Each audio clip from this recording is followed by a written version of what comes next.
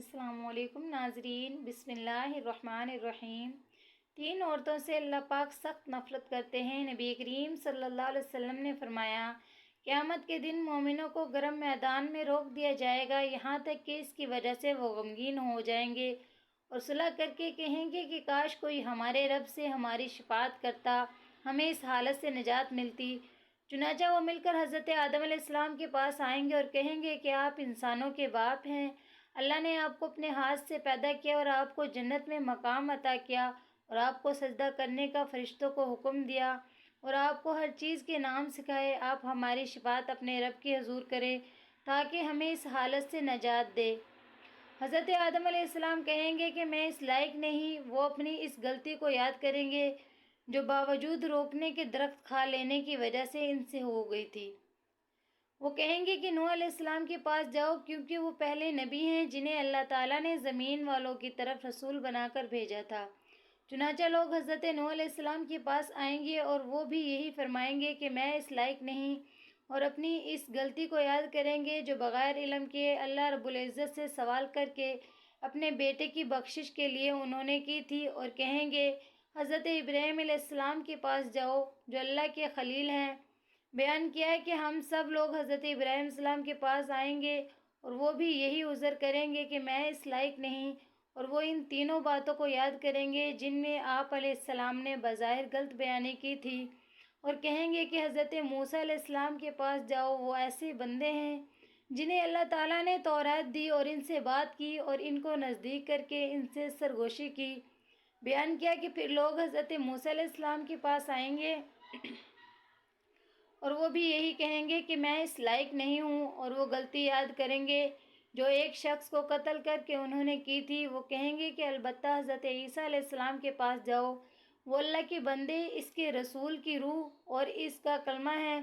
چنانچہ لوگ حضرت عیسیٰ علیہ السلام کے پاس آئیں گے، وہ فرمائیں گے کہ میں اس لائق نہیں ہوں، تم لوگ حضرت محمد صلی اللہ علیہ وسلم کے پاس جاؤ، وہ ایسے بندے ہیں کہ اللہ تعالیٰ نے ان کے اگلے پچھلے تمام گناہ معاف کر دیے ہیں۔ چنانچہ لوگ میرے پاس آئیں گے اور میں اپنے رب سے اس کے در دولت یعنی عرش معلی پر آنے کے لیے اجازت چاہوں گا۔ مجھے اس کی اجازت دی جائے گی، پھر میں اللہ تعالیٰ کو دیکھتے ہی سجدے میں گر پڑوں گا اور اللہ تعالیٰ مجھے جب تک چاہے گا اسی حالت میں رہنے دے گا۔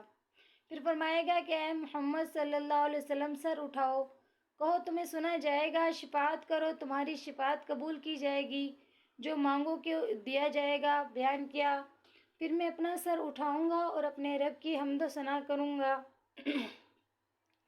جو وہ مجھے سکھائے گا۔ بیان کیا، پھر میں شفاعت کروں گا، چنانچہ میرے لیے حد مقرر کی جائے گی اور میں اس کے مطابق لوگوں کو دوزخ سے نکال کر جنت میں داخل کروں گا۔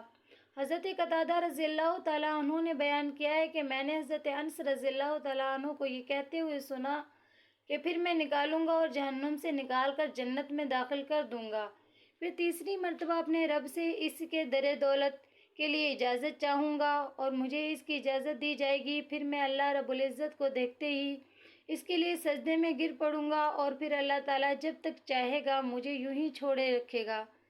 پھر فرمائے گا کہ اے محمد صلی اللہ علیہ وسلم، سر اٹھاؤ، کہو سنا جائے گا، شفاعت کرو قبول کی جائے گی، مانگو دیا جائے گا۔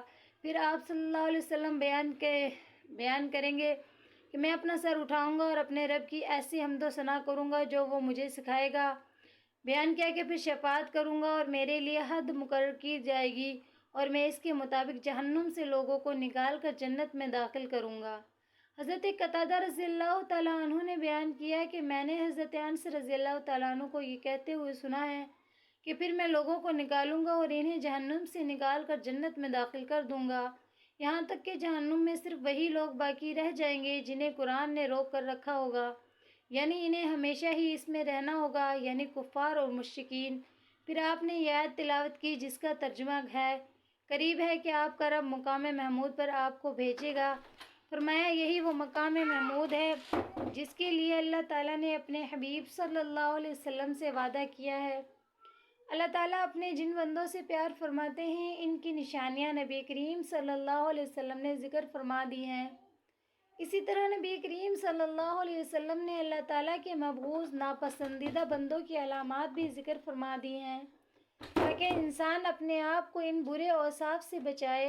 حضرت ابو ذر غفاری رضی اللہ تعالیٰ عنہ سے روایت ہے کہ نبی کریم صلی اللہ علیہ وسلم نے فرمایا، 3 طرح کے لوگوں سے اللہ تعالیٰ محبت اور 3 طرح کے لوگوں سے اللہ تعالیٰ نفرت فرماتے ہیں۔ جن سے اللہ تعالیٰ محبت فرماتے ہیں، ان میں سے پہلا وہ شخص ہے جو ایسی قوم میں رہتا ہو اور جس قوم کے پاس کوئی شخص رشتہ داری اور قرابت داری کی بنیاد پر نہیں بلکہ محض اللہ کا واسطہ اور قسم دے کر کچھ مانگنے آیا ہو، اور وہ قوم ایسے شخص کو دینے سے انکار کر دے، اور یہ شخص علیحدگی میں اس مانگنے والے کی اس طرح مدد کرے کہ اللہ تعالیٰ اور مانگنے والے کے علاوہ کسی کو اس بات کا پتہ نہ چلے۔ دوسرا وہ شخص جو کسی ایسے قافلے میں شریک سفر ہو کہ وہ قافلے والے سفر کی تھکاوٹ کی وجہ سے رات کو سو جائے، اور یہ شخص اللہ تعالیٰ کی طرف متوجہ ہو کر آہوزاری اور کلام اللہ کی تلاوت میں مشغول ہو جائے۔ تیسرا وہ شخص جو ایسے لشکر میں شامل ہو جس کو میدان کارساز میں شکست ہو گئی ہو، لیکن وہ شخص بھاگنے کے بجائے سینہ سپر ہو کر آگے بڑھے، یا تو قتل کر دیا جائے یا پھر فتح و نصرت اس کے قدم چوم لے۔ نبی کریم صلی اللہ علیہ وسلم نے فرمایا، 3 طرح کے لوگوں سے اللہ تعالیٰ نفرت کا معاملہ فرماتے ہیں۔ پہلا وہ شخص ہے جو بوڑھا ہو جائے پھر بھی زنا کرے۔ دوسرا وہ شخص ہے جو فقیر اور تنگ دست ہو پھر بھی تکبر کرے۔ تیسرا وہ شخص جو مالدار ہو لیکن دوسرے پر ظلم کرے۔ پہلا مغوث تو وہ شخص ہے جو بوڑھا ہونے کے باوجود زنا کاری کا مرتکب ہو۔ دوسرا مغوث وہ بندہ ہے جو تنگ دست ہو پھر بھی تکبر کرے۔ قرآن و سنت میں متکبر شخص کے بارے میں بہت سخت وعید مذکور ہے۔ تکبر کرنا ویسے ہی بہت بڑا گناہ ہے، لیکن ایسا شخص جس کے پاس اسباب تکبر بھی نہیں، وہ پھر بھی تکبر کرے تو اللہ رب العزت کی نگاہ میں قابل نفرت بن جاتا ہے۔ حضرت عبداللہ بن مسعود رضی اللہ تعالیٰ عنہ سے روایت ہے کہ نبی کریم صلی اللہ علیہ وسلم نے فرمایا، وہ بندہ جنت میں داخل نہیں ہوگا جس کے دل میں رائی کے دانے کے برابر بھی تکبر ہوگا۔ اس پر ایک شخص نے سوال کیا کہ بندہ اچھے کپڑے اور اچھے جوتے کو پسند کرتا ہے، کیا یہ بھی تکبر ہے؟ تو آپ صلی اللہ علیہ وسلم نے جواب دیا کہ نہیں، اللہ تعالیٰ جمیل ہے اور حسن و جمال کو پسند فرماتے ہیں۔ تکبر تو یہ ہے کہ بندہ حق بات کو قبول نہ کرے اور لوگوں کو ذلیل سمجھے۔ رسول اللہ صلی اللہ علیہ وسلم نے تکبر کا علاج یہ بتایا ہے کہ بندہ سلام کرنے میں پہل کرے۔ تیسرا مغوث وہ بندہ ہے جسے اللہ تعالیٰ نے مال دیا ہو اور وہ ظلم کرے۔ جو بندہ مالدار ہونے کے باوجود ظلم کرتا ہے وہ اللہ تعالیٰ کے ہاں قابل نفرت ہے، کیونکہ مال کا مل جانا محض اللہ کی عطا سے ہے۔ اس کی وجہ سے اس کے ہوتے ہوئے کسی پر ظلم کرنا پہلے درجے کی حماقت ہے۔ محدثین کرام رحمۃ اللہ علیہ نے الغنی الظلوم کی تشریح میں یہ بھی بیان فرمایا ہے کہ اس سے مراد وہ شخص ہے جو دولت مند ہونے کے باوجود بھی قرض خواہوں کو قرض کی ادائیگی نہ کرے، یہ بھی ظلم ہے۔ نبی کریم صلی اللہ علیہ وسلم نے فرمایا، 3 آدمی ایسے ہیں جن سے اللہ تعالیٰ قیامت کے دن بات نہیں کریں گے اور نہ ہی ان کی طرف رحمت سے دیکھے گا۔ ایک وہ شخص جس نے کسی سامان کے متعلق قسم کھائی کہ اس نے اسے اتنے میں ہی خریدا ہے حالانکہ وہ جھوٹا ہے۔ دوسرا وہ شخص جس نے عصر کے بعد جھوٹی قسم اس لیے کھائی کہ کسی مسلمان کا مال ناحق مار لے۔ تیسرا وہ شخص جس نے ضرورت سے فالتو پانی مانگنے والے کو نہیں دیا۔ اللہ تعالیٰ قیامت کے دن اس سے کہے گا کہ جس طرح تو نے اس زائد ضرورت فالتو چیز سے دوسرے کو روکا جسے تیرے ہاتھوں نے بنایا بھی نہیں تھا، میں بھی تجھے اپنا فضل نہیں دوں گا۔ ناظرین، اللہ تعالیٰ ہمیں ان احادیث مبارکہ پر عمل کرنے اور زندگیوں کو سنوارنے کی توفیق عطا فرمائے۔ اللہ کریم ہمیں اپنے محبوب بندوں میں شامل فرمائے اور مبعوث ہونے سے بچائے۔ ناظرین، کمنٹ باکس میں اللہ تعالیٰ کے 99 ناموں میں سے ایک نام ضرور لکھیے گا۔ ویڈیو اگر پسند آئے تو لائک کریں۔ مزید اس طرح کی ویڈیوز دیکھنے کے لیے چینل کو سبسکرائب ضرور کر دیجیے۔ جزاک اللہ خیر۔